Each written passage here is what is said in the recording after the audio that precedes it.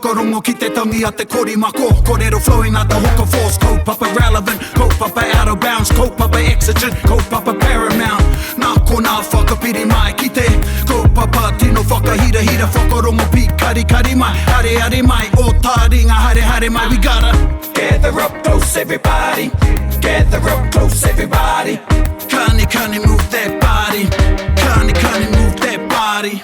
Ka rā ke aku kanohi ki ngā whetū o te rangi. Ara e kānapanapa mai nei, e tira marama mai nei. Anō, ko koutou e te iwi kua ngaro. I te ao ki te pō, ko titi ara koutou ki te uma o rangi nui, anei rā mātou. Te hunga ora e mihi nei kia koutou, e pupuru nei ngā taonga tuku iho. Nō reira, koutou kia koutou, tātou kia tātou, e te hunga ora, tēnā tātou katoa, nau mai hoki mai, anei ki te punua pāho o Taringa, e whakanui nei i te tahi rau rima te kau. Oh, O ngā whakapāhotanga. So welcome back to Taringa e te iwi 150th. 150th Yeah. Fourth, third Matariki. Fourth Matariki. There you go. Te Matariki tua whā. And I'm happy, but I'm also hea te kupu. Kei te nui ngā whakaaro. Ai. Yeah. So I've got lots of whakaaro that are welling up inside of me because I'm reflecting in this time since that first episode, Kia ora. which was launched on Matariki, e whānga Matariki ka mahu e nei, o e toru ke. E toru. E toru nā Matariki, koe nei te Matariki tua whā. Ai. And we done that because we wanted to make a point about observing the Māori New Year and getting us into a Māori calendar, Kia ora. which is really, really cool. Te mātahi o te tau. Ana, te mātahi o te tau.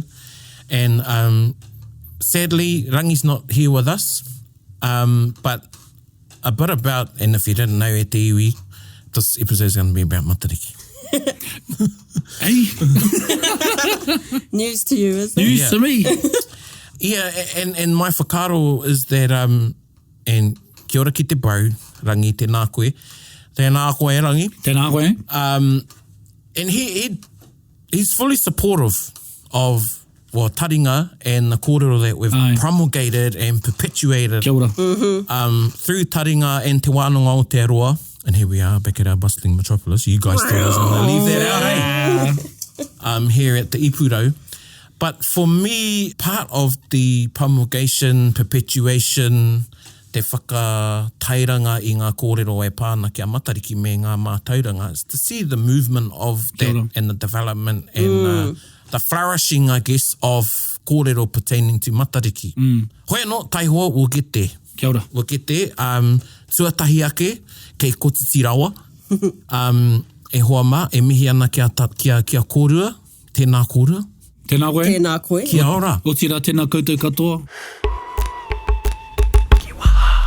So we're going to go with our kiwaha. Kia ora. I te tuatahi, before we get into our kōrero about Matariki and unpacking some kōrero around Matariki. Nō reira, ko tā tātou kiwaha e te iwi... Ko... Au taia tonu. Oh, what? Au taia tonu. Have you got a kiwaha that's au taia tonu, or this is au taia tonu? This is au taia tonu. Au taia tonu. Au taia tonu. Mo eke hea te au taia tonu? Well, I don't know about au taia tonu, but I thought au taia was like a good one, like an expression of wicked or something good. But I don't know what the tonu does to it. We've talked about tonu. Pai tonu. Yes. Emphasis. Yeah. It can be the continuation of something. Yeah. It can be the immediacy of something happening. Rongo tonu au te kōrero. As soon as I heard it, I knew sort of a thing. But in this instance, with this kiwaha, au taia tonu means not bad.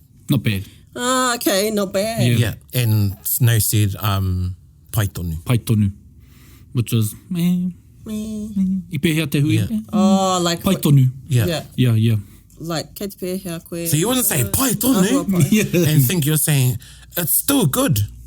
Yeah, you're not saying it's still good. Oh, au taia tonu. Au taia tonu. It's not terrible, but it's not absolutely great. Kia ora. Yeah, so au taia tonu. So yeah, it was right.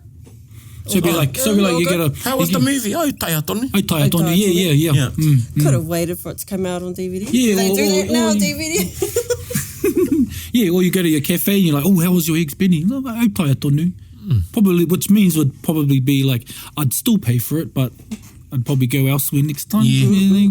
Sort of, That's the thing when you go somewhere and you're like, I'm going to try this. Yeah. And you invest so much, even though it might only cost you know, yes. well, not my only cost because $10 is still a lot of money, but I mean, we do get eggs benny for $10 anyway. Yeah, good ones anyway. Engari, you know, you put so much into that kai, and then if it's kare eke, then, you know, it's like... Yeah.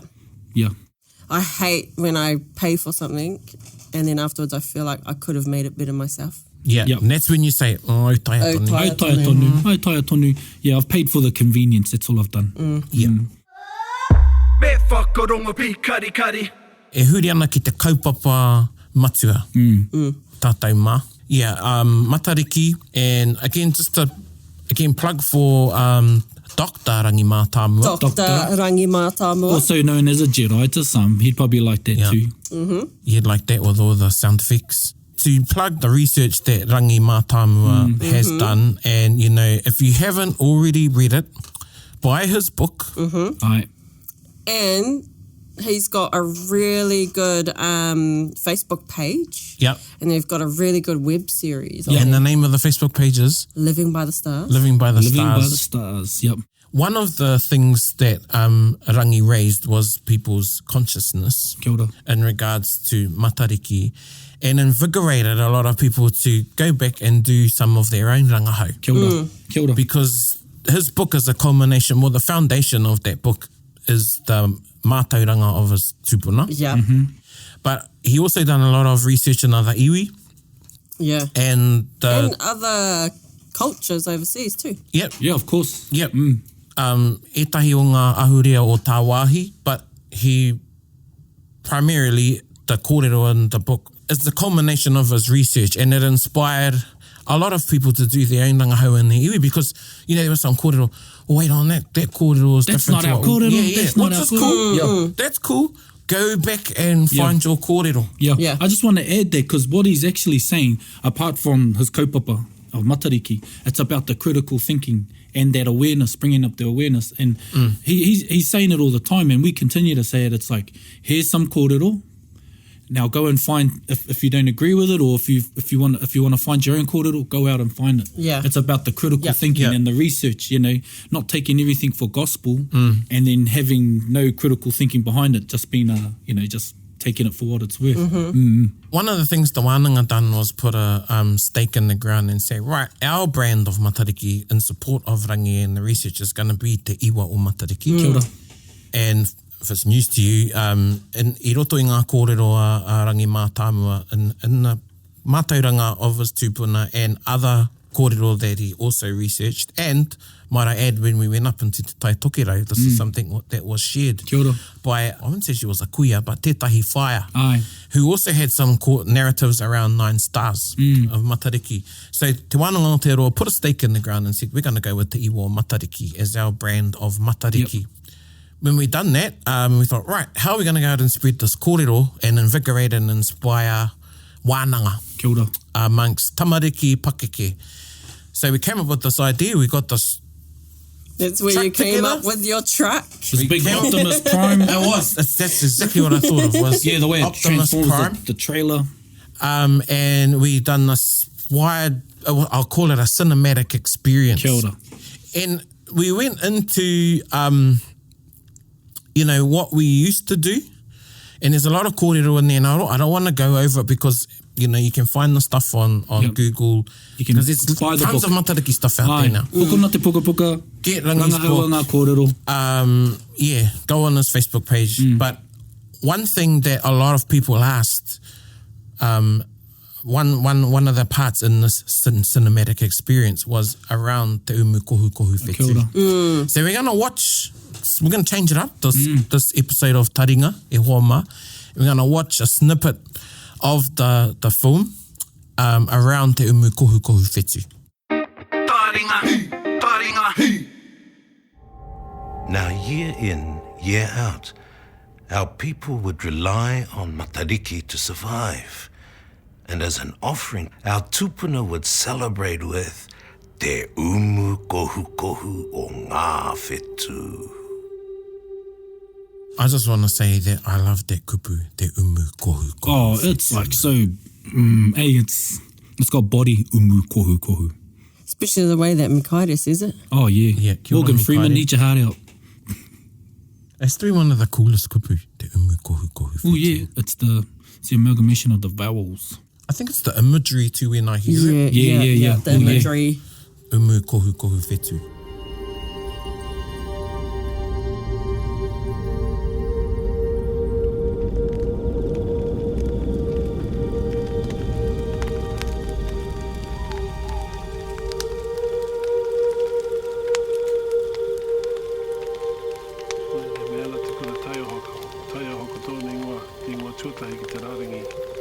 Muramura ana, ninihana, pukauri ana te ahi. He ahi tapu, he ahi no tua whakarere. Under a cloak of darkness, a sacred fire burns bright. The ceremony has begun. To celebrate this yearly gathering of the stars, an oven is carefully prepared. Kohukohu whetū. Now, I just want to say, a sacred fire. Kia ora. Tātou te Māori, we made use of ahi in a lot of our whakahaere. Aye. Oritenga, ceremonies and rituals. Tohi was one. Mm-hmm. So traditional baptism, for want of a better word. Te tai te kawa, opening of houses. Wait, what? Fire? Yep. Yep. As felling, part of the felling of trees. Yeah, There was, as part of the ritual, yep. Yeah, he ahi tapu. Yeah, the felling of trees, the launching of waka. Waka. So it's not a new thing. Aye. It's something that we used profusely I roto i ngā ritenga. Aye. Ko tēnei mea, ko te ahi. Ne? And we all know when the fire's going, you Just draws you in. exactly, there's a Yeah, whairua there's a that comes whairua. about when the fire is burning. The priests keep a watchful eye on the cooking stones beneath, for they must become searing hot. This will be the offering to the stars. This must feed the chiefs of the sky.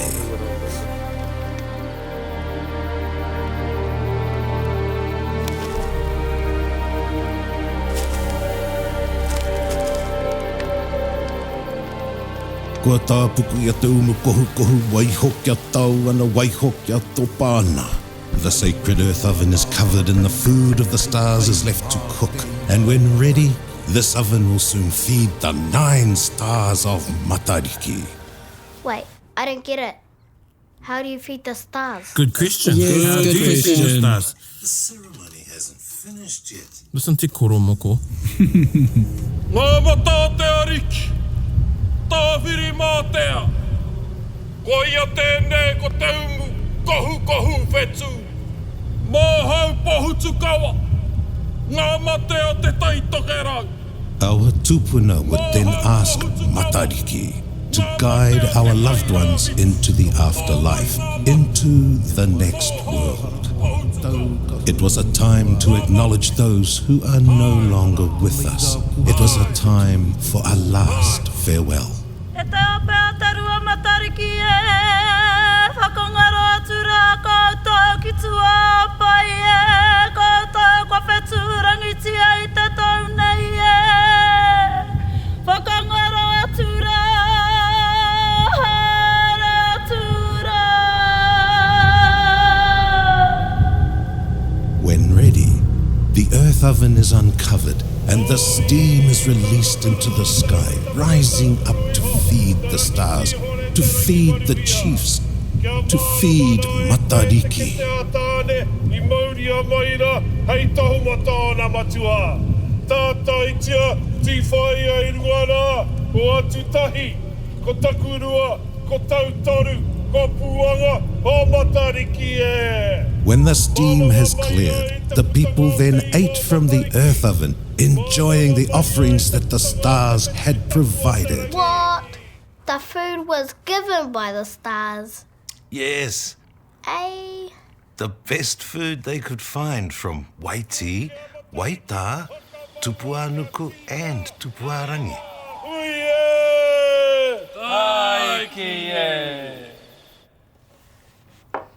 Are you sure? Yes, yes I am. Gather up close, everybody. So there you go. We've now, we've now time travelled. Yep. We've been back eons. Eons in the... And seen some doppelgangers of some... Of some today tohunga. Yeah. The tohunga of today. Hoi no, e mihi ana ki aku hoa. Aye. Kia mataia, kia te kuratai aho, kia pakake, ki taku tau, Aye. me taku hunga wai. Aye. Tēnā Māma koutou. o taku wahine. Great actors.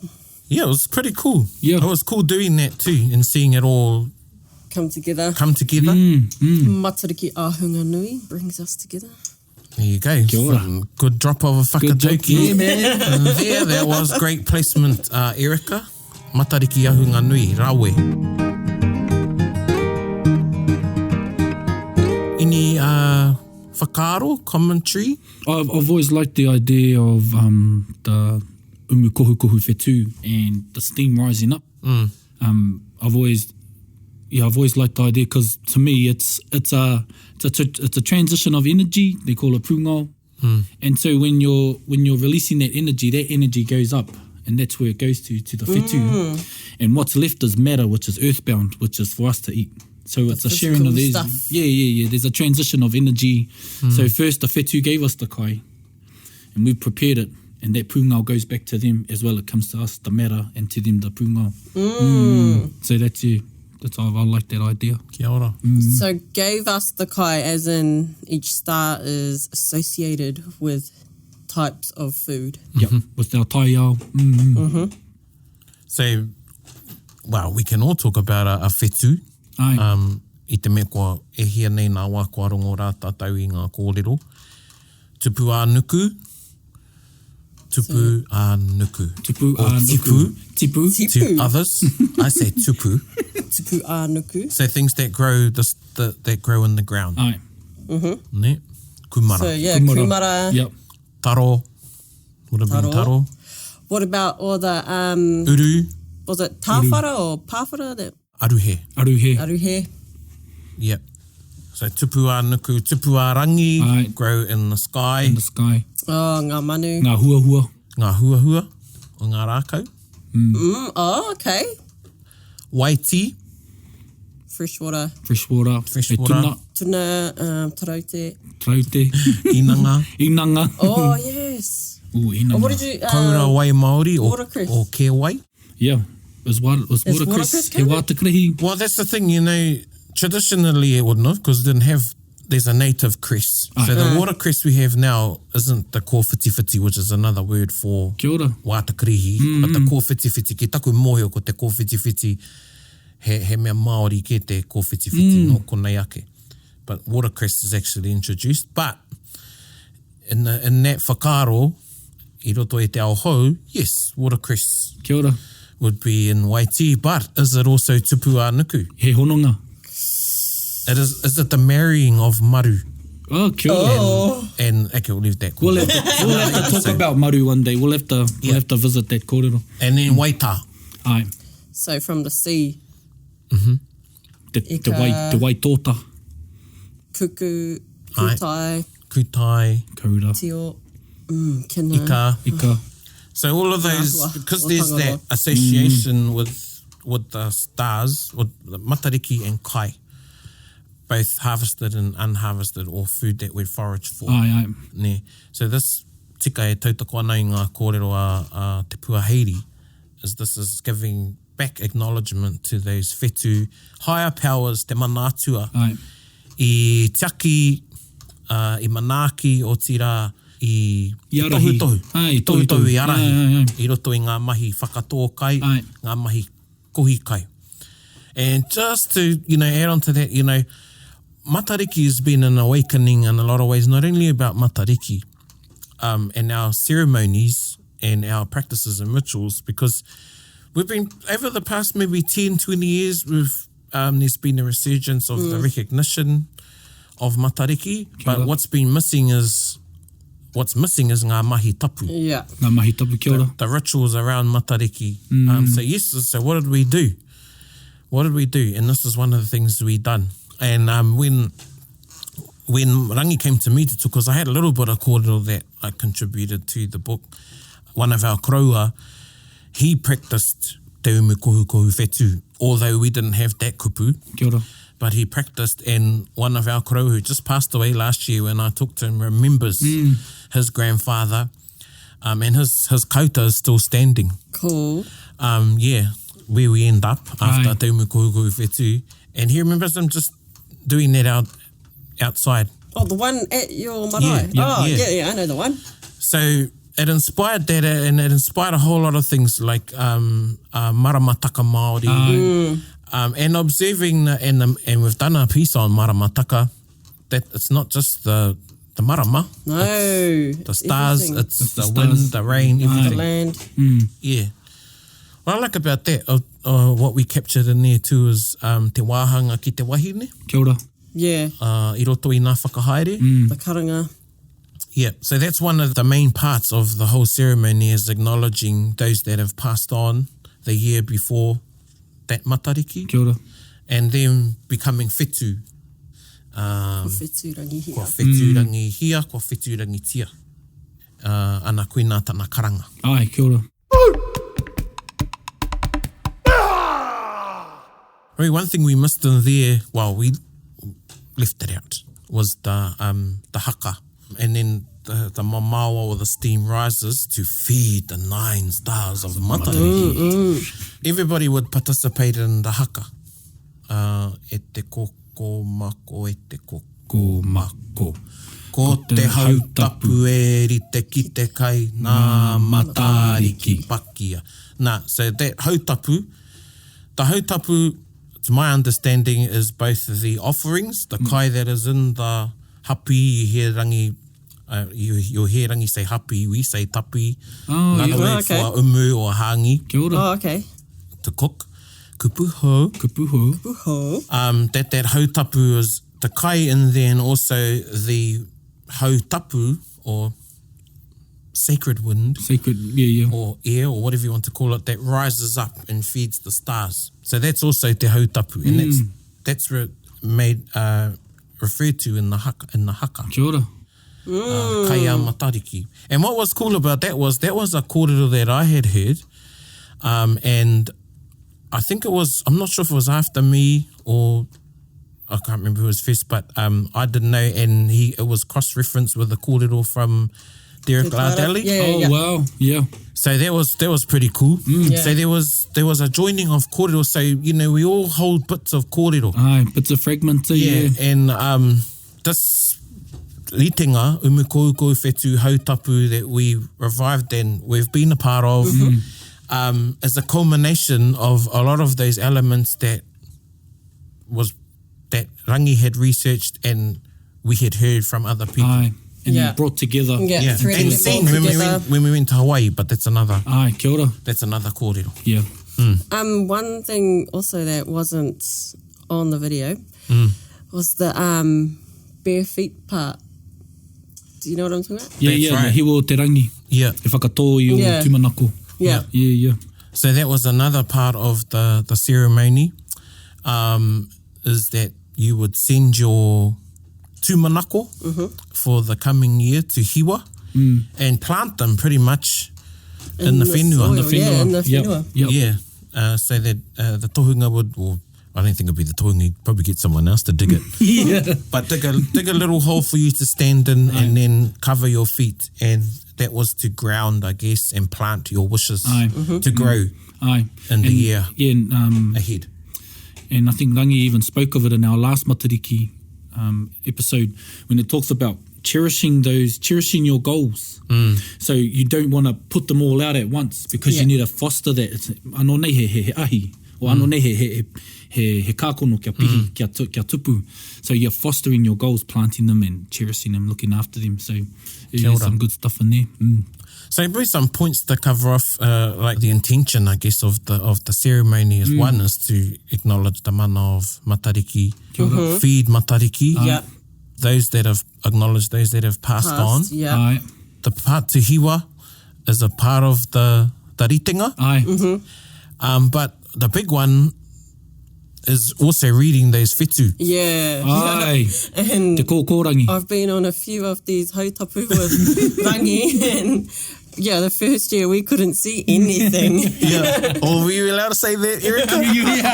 Well, I don't know. Yeah, we literally, it was just, we climbed up the hakari matas at 3 a.m. in the morning, waited and waited, had our kohukohu whetū, and yeah, literally didn't see it. So me, Rangi and Hemi went back up again a few days later, and it was clear. Yep, and that's why you have that tangaroa phase. You have 4 to 5, sometimes 5. Yeah. Just in case. And because we're in the Waikato, it's pretty. You get low mist. You know, you get kohu, and so you got to get up high. You got to get up high. You got to get above it. Yeah. Well, the one that we had out at Rangiatea.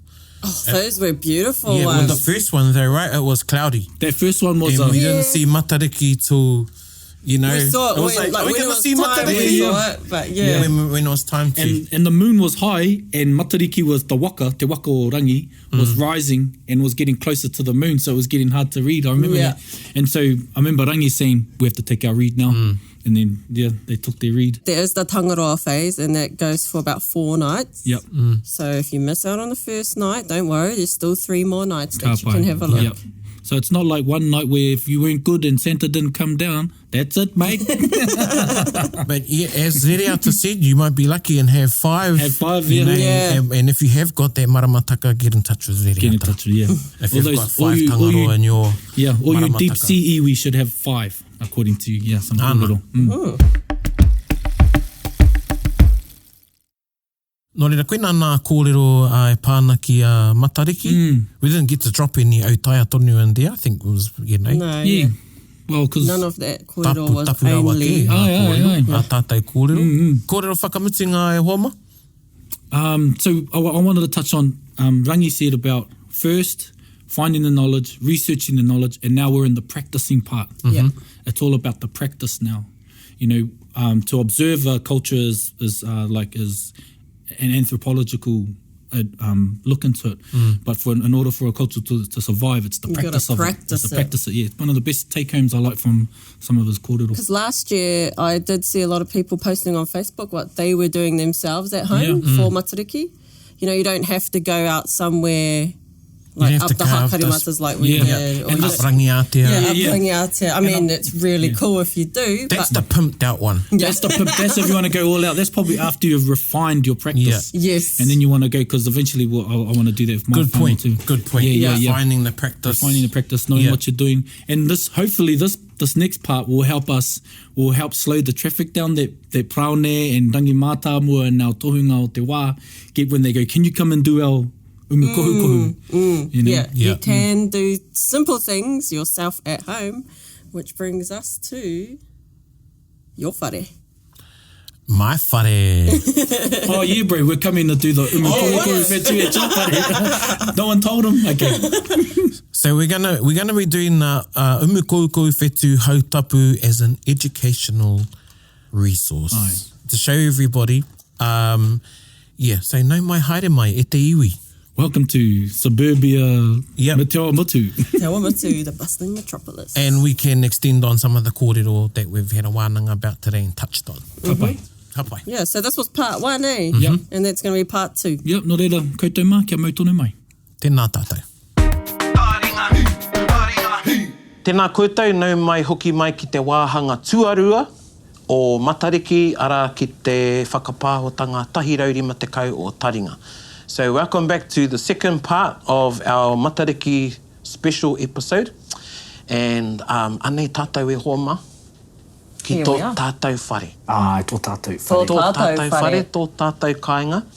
And we're going to be elaborating on what people can do for their hautapu, kohukohu whetū, at home. Ka pai? And home could be home like this. Could be an apartment. An apartment in the middle of an urban area, Yeah. Of a bustling metropolis, Of a much bustling- like this, like much Te like Awamutu. this. And to give te iwi, some whakaro about how they go about doing the umu kohukohu whetū hautapu. So here we have, ready. Yeah, something we've prepared earlier. Yes, you're going to do the big reveal there, Erica? Don't mind if I do. Here we have... Voila. Voila. Yeah, I just went out, you know. Yep. Tāmure. Last night. Yep. What bait did you use? Cash or credit card? Bit of bonito, no? Bit of bonito? Yeah, so we're not going to lie, this is a tāmure we got in the hokomaha, but hey, you might have whānau, or you might go out fishing and get a tāmure or a kahawai or any ika from the sea. From the sea. Ka pai. And what star would the ika represent? Te puaheiri. Waitā. Ka pai. Te waitō Waitā. So this is our hautapu for waitā. And what if you can't get a fish? Good what question. Else would you use? Kutai, mussels. Mussels? Yeah, prawns. Prawns. yum. Garlic prawns? Garlic prawns, aye. Kina would be... Kina na hautapu. Aye, kina I didn't know they cooked kina in te whānau apanui. Yeah, in a kina pot. True. I guess when you're spoiled, hey, with it, you know, it's like, oh, what else I've can heard you of do with the kina? panko kina. Oh, What cute. about a tin of tuna? A tin of tuna. A tin of salmon.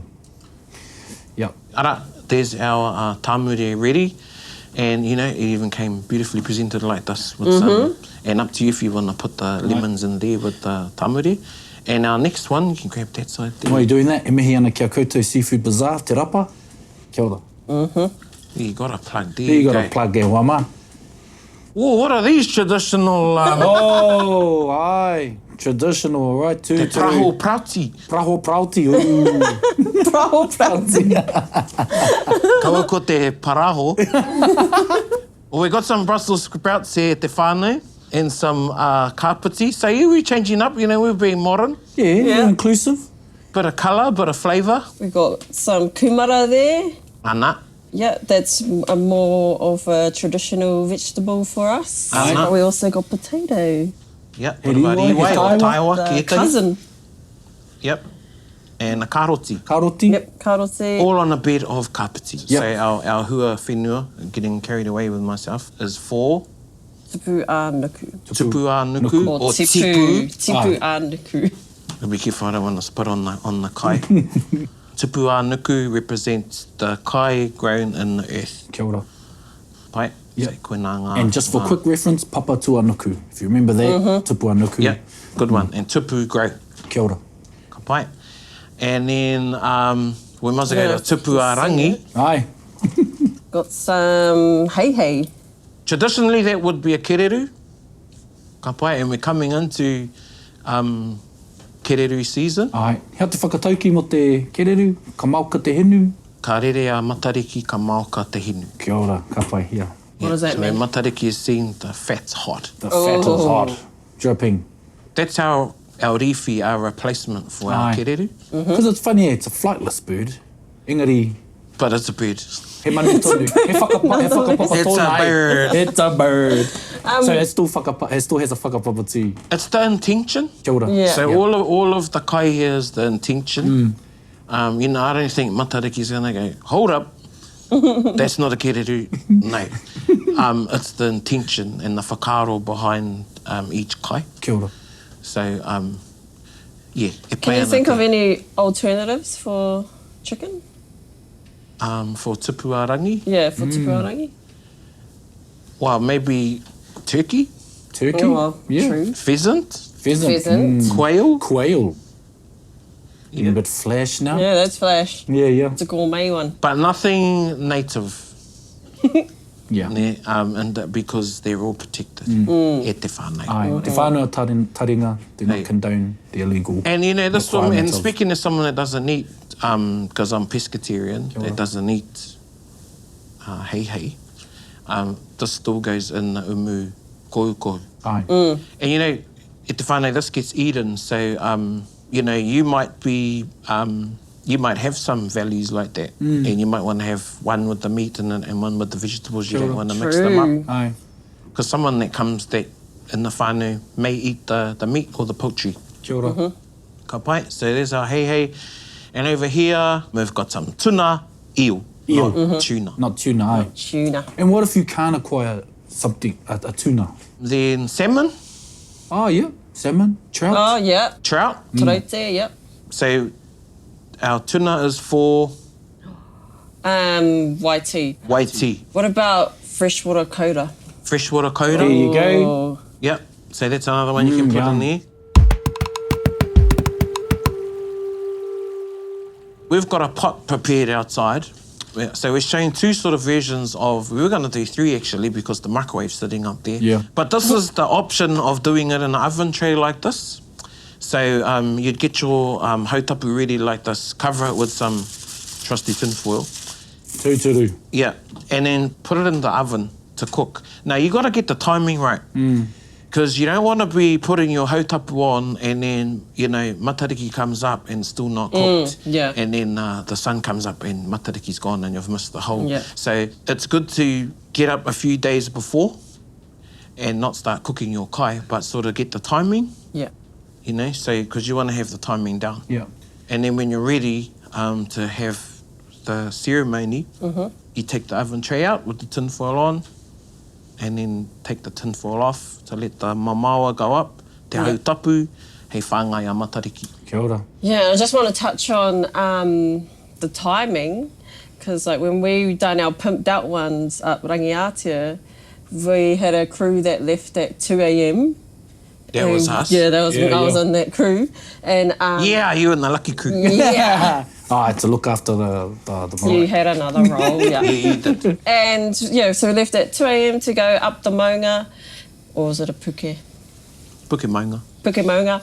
And there was a couple people who lit the fire, burnt all the wood down, got the hot rocks ready, just so that by the time it was around 5, the food could go in the umu. Yeah. So that's Yeah. a lot I of think we timing put it right in there. after. I think it was about 3:30 or something, close to. So it was like a good hour and a half for when it got to 5. Yeah, That's to when go. we Yeah. were Yeah. taking kahuakina. Aye. Kahuakina te umu. So so rule of thumb is allow the time, and especially if you want to do the pimped out one at home, if you're going to do a Yeah. hangi. Yeah, and you can, you know, if you Yeah, want to do the umu, hangi, hapi, tapi, Yep. then again, you got to factor all of that into your timing. So have everything prepared the night before. And it's a good way to get the whānau involved. Aye. It's like Christmas. Yeah. You know, when everyone's going around like headless hey, getting kai ready and stuff the night before. That's what you can do with the whānau. Yeah, and it's a cool time, eh? Like if you get to do that, you get time to reflect around the fire, and it's a quiet Yeah. time. You might be able to touch on pōtakoto and what happens before getting ready for this type of mahi. And it was good to just be able to look at the stars and learn other things from Rangi while Yeah. up there. 'cause You even we had a really good wānanga. Yeah. That's what it's about. So in saying that, we're going to, that's the segment for inside, giving the option was first to see the kai for each whetū, a bit of an example of what you can do in an oven tray setting instead of a pot or umu. Now we're going to move outside and you're going to see the same kai but inside a kohua, inside a pot. Because our Uber kohua might be here by now. E me haere tata ki waho. Kia ora. So, you know, we've had experiences over the past 4 or 5 Matariki now. So I think it's cool if we sort of have a bit of a huritau reflect and raumahara on some of our, what we've seen and experienced in our hautapu that we've attended, that we've been a part of and participated in. Yeah, so I'm going to fewer that way. Yeah, so there's a lot of experiences, and it's hard to believe that there've been 4. We've been fortunate enough to be part of 4 ceremonies. But my biggest experience was being given the honour of reading out Te Rārangi, Te hunga mate. Te hunga mate, and got given to me, and I thought, oh yes, sweet ass, you know, I'm going to read out some names. But after a while, it dawned on me, it dawned on me that you're actually reading the names of people's whanaunga that have passed on. So I stayed up actually all night to read it, to make sure every e tika ana ngā whakahua. Yeah. Kia kore ai au e takahi te mana o te whānau. You know, and so that they were able to cling to that ingoa or let that ingoa go. Yeah, and so took some time to learn. It was moving. It was moving, yeah. Moving as because some of those names that you said I remembered, or I knew, and it was a long list because we had nearly 300 people. It felt like 1,000, but there was about 200 people up on at that Hautapu. It was a really, really big one because like the kōrero had gone out from the Hautapu the year before, and Rangi had his tauira there. That was me and your read of, and everyone was invited to write down the names of their or te hungamate, their loved ones that they'd lost in that year. And so I gave each name a breath, just to give each time, each name that time. But that was a wicked experience, and I'm very, very grateful to have that experience. For me, I think that part of the whole Hautapu ceremony is probably for me the most important part. Like at our first Hautapu that I done with Rangi, I had someone's name to recite. At that one, we didn't write it all on a list. There was only about maybe 14 of us. And so we just each we each just said the name when it came to that time of the karakia. We went around in a circle, and it felt like that person, that spirit, it felt like they were really moving on and being picked up by Te Waka o Rangi and Matariki and being taken off. And it was like getting a bit of closure. And I felt like happy for them that they were going on.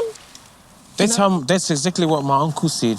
So we're pretty staunch in our hapu in observing the 12 months after the passing of somebody. Ka āta he tikanga tērā I roto i a mātou. And the tikanga that goes with it is the pani doesn't speak, or, but Uncle felt, and he's very much involved in hahi mihingare. He thought the whole whakahaere was beautiful, and when he had written down Auntie's name, and when her name was said, that's exactly how he felt, and that's what he expressed to me much later, in that he felt okay with fulfilling the duties on the pai, because we've only got a few people on the pai. True. So he felt good with that. He felt tau that we hadn't got to the 12 months yet. Yeah. So that was some feedback after that.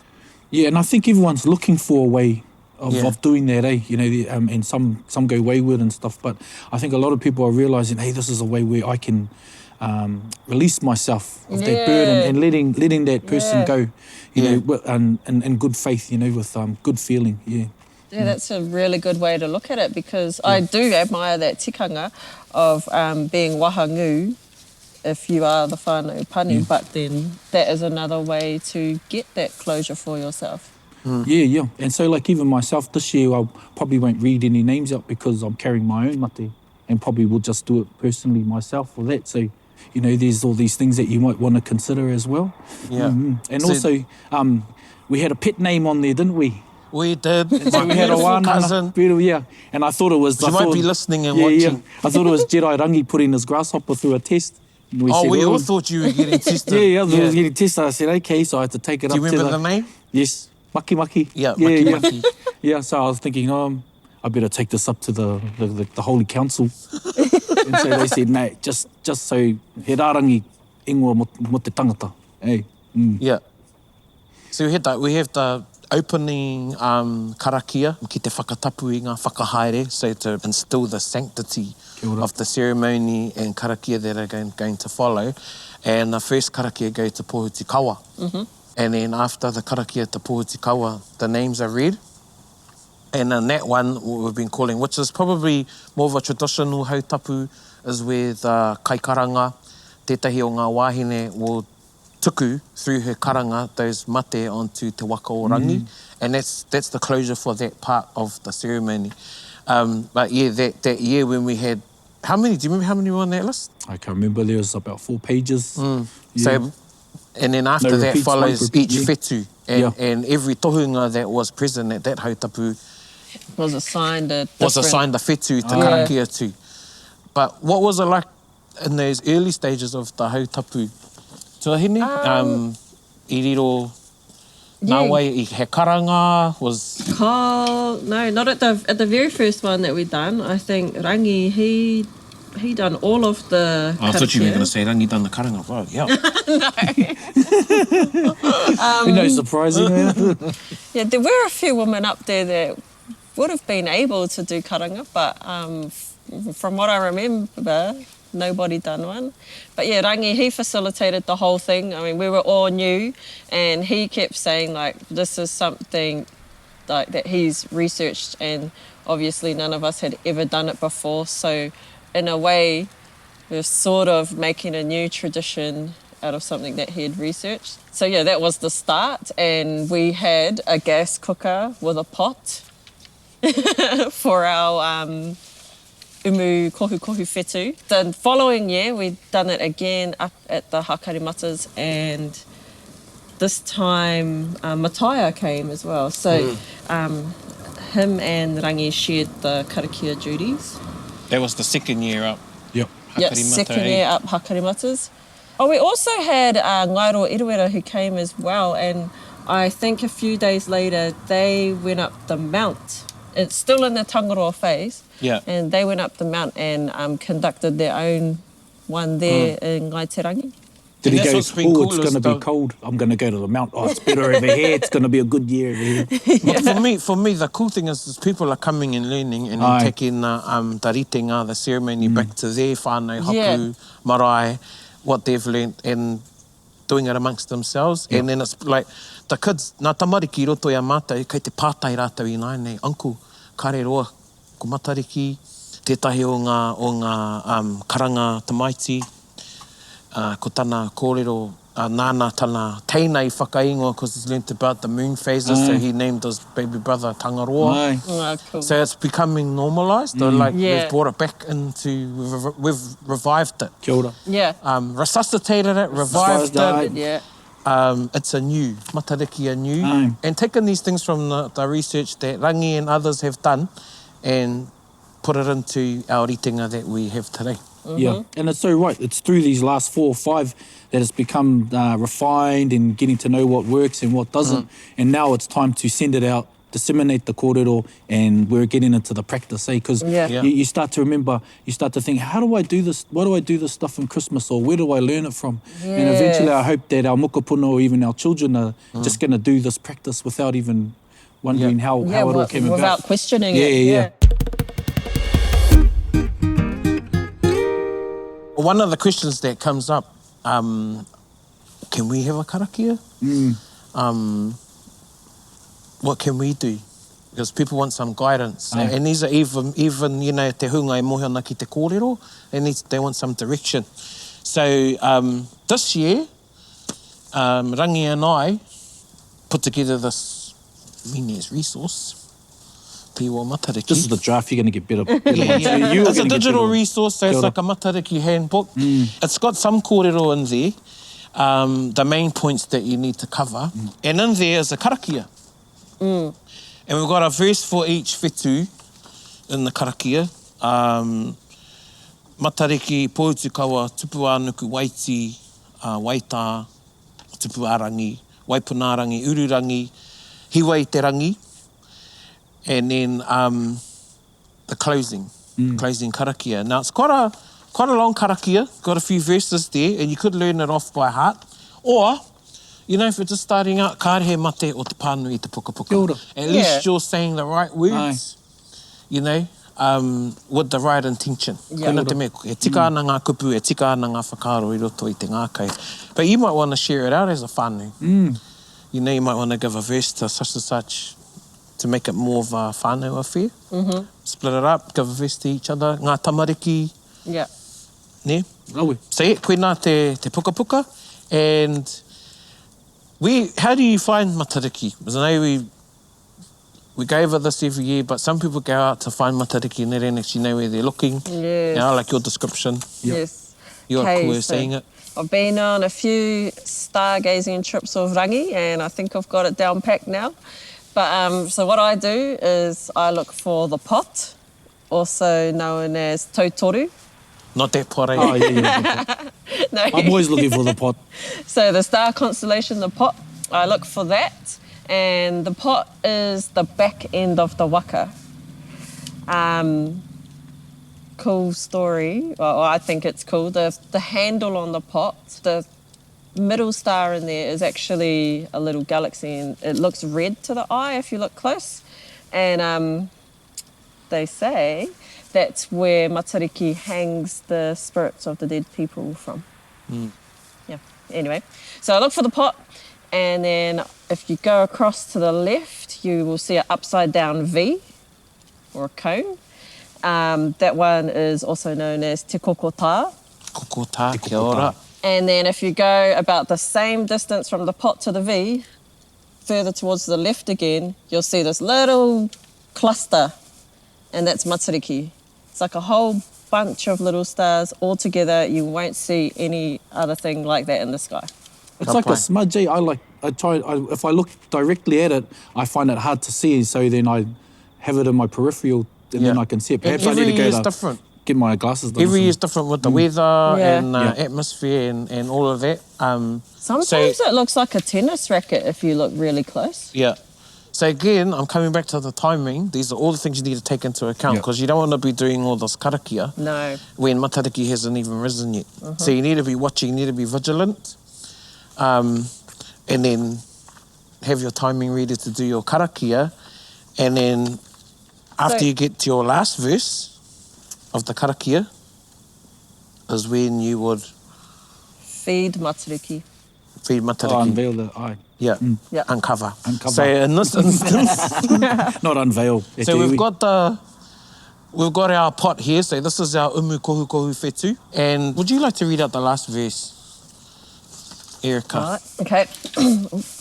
Just one verse out of our karakia from the book of Rangi. And I quickly just want to say, so you start your karakia when Matariki is rising over the horizon. Yeah. So prior to Matariki coming up, the horizon will be just starting to go red, or you'll just see a glow. So the sun will be down there. Tangaroa will be up in the sky quite high. And then just as Matariki starts coming over the horizon, that's when you start your karakias. Okay, anyway. No, that's a good point, because you don't want to start too early before Matariki's even risen. So you need to know, that's why you need to know where Matariki is and how to find it. And then you don't want to start too late, because once the sun comes up and it gets close to the moon, you can't see Matariki. Anyway. So while you're doing the last verse, or when you do the last verse of the karakia, then I'm going to give you the honour this year to Puaheiri. So have this practice run e te iwi. You can uncover the umukohu. And in here is our hautapu. So we've got our hei, some ika, tuna, riwai, kumara, and a bit of kapiti. Cool. Here we go.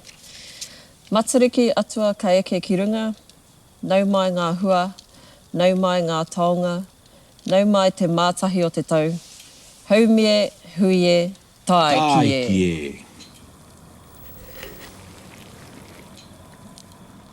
That was a good plume of steam that came out of there. Yeah, that was a good one.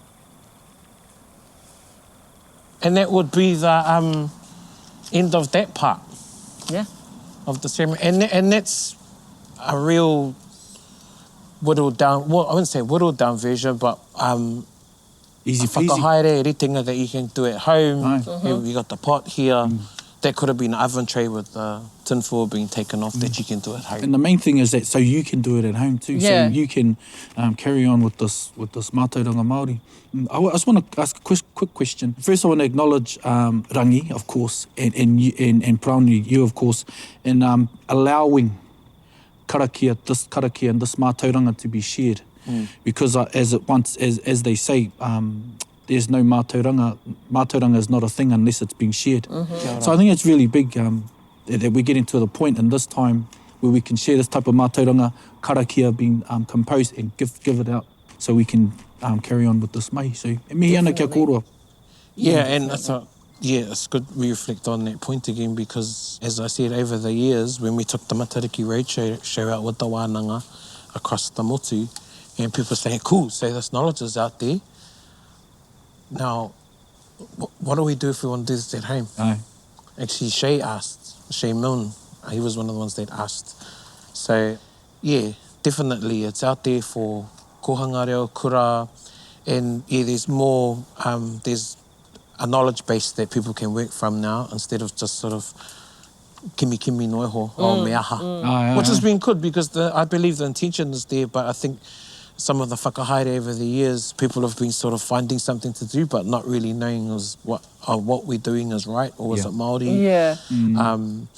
And of course, there's other parts of the Hautapu or kohukohu whetū that you will see at the more elaborate ritenga or whakahaere of Matariki, but to do it at home is nonetheless. Doesn't take any mana away from the whakahaere of doing with your whānau. I've got another quick pātai. You know, a lot of people, they have an idea about what to do, but also there people would say, you know, ka rere te ikora, ka hapu te wahine. E whakaiti ana ka mahi tonu rātou i aua mahi? I think there's a pātai because now we're having wānanga with about those tikanga and different whānau and hapu are saying, oh, here's some areas where we can have a bit of flexibility. But I'd say to wahine tāne, whoever, to go and consult with your kaumātua, with those ones, the pou in your whānau and your hapu to give you a bit of guidance on these things. Yeah. Because although we're putting this mātauranga out there, you know, it's all, watch Paraone, Tupuhere and Erica, and they'll talk about, okay, we can do this, we can do that.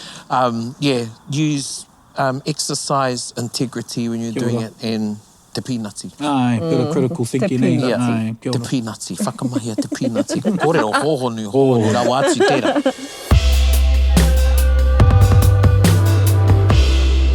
Nō reira te iwi anei te waiata o te wiki, hei tautoko i ngā kōrero katoa mō Matariki. Here is the waiata Toa Roha, Tai Rāwhiti classic, composed by Tuini Ngāwai, and according to a kōrero amongst us, one of our kuia as well, Norotoia Tainui Waka, who was a friend of Tuini. Tuini used to go and visit. They need te kore, crown. And it is sung to the hit song of Jim Reeves. He'll have to go, Toa Roha, he ka rere ki te ao, whakarongo mai.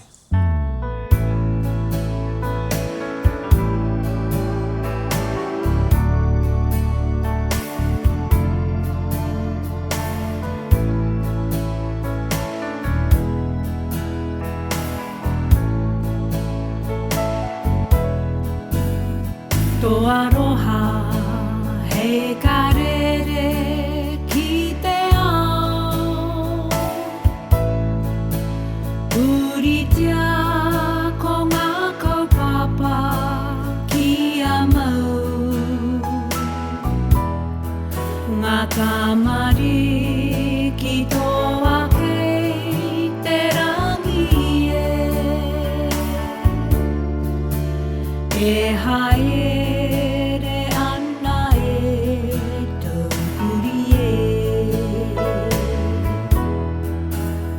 Horahia e Matariki ki te whenua. Te maramatanga mo te motu e. Ki a tipu hei puawai honore. Mo te pā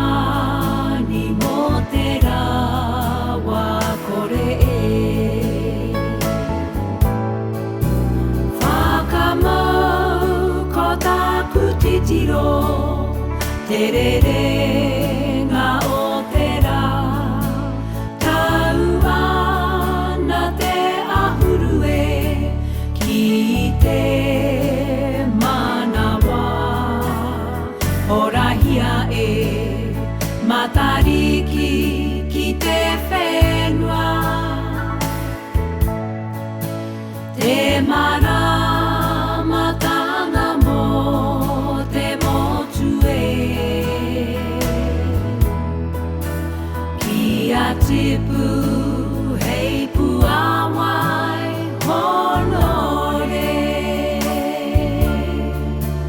Mo te pani mo te rawa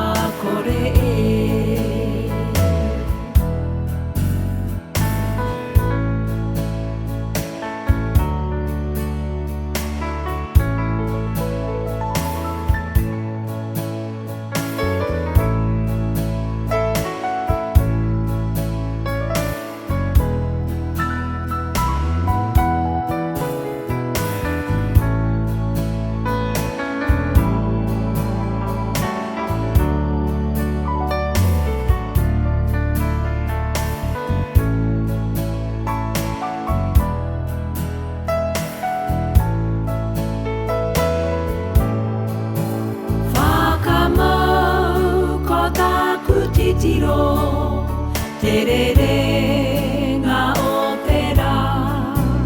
Taumana te ahurue, ki te manawa. Horahia e Matariki ki te whenua.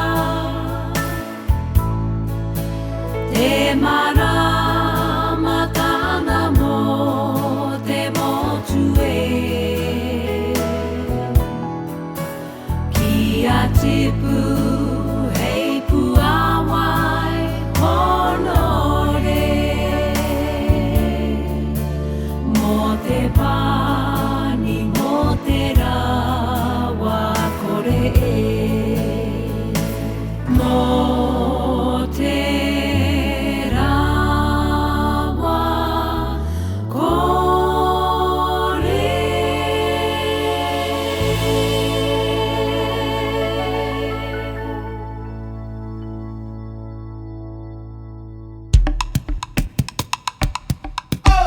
Kani move that body.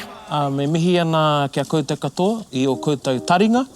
Don't forget, this resource will be up online. Plugging my brother's book, Ringi Mātāmua, Matariki, the Star of the Year. That's what it was in English. Yeah, the Star of the Year. Te whetū tapu o te tau. Get out there, a good bookseller. And have a happy Matariki amongst your whānau, I wainganui o koutou whānau, hapu, iwi. And just to go back to on some of the other kōrero is that this has inspired us as a people to go and find your kōrero within your iwi, within your hapu as well, and add to the pool of knowledge. That's forever growing. And to me, that is one of the most beautiful things about Matariki as well. Nō reira, mihi ana kia tātou katoa. Tēnā tātou.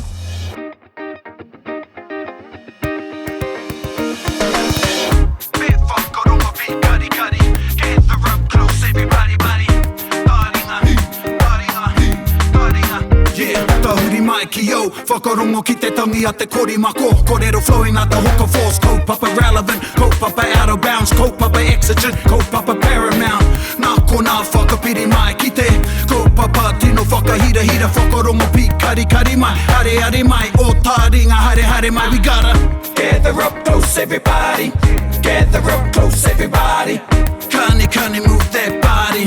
Kani move that body. Taringa. He mea tuku nā te wānanga o Aotearoa, ā nā te māngai pāho I tautoko. To listen to more episodes, search for us on your podcast app and subscribe. Taringa, whakarongo mai.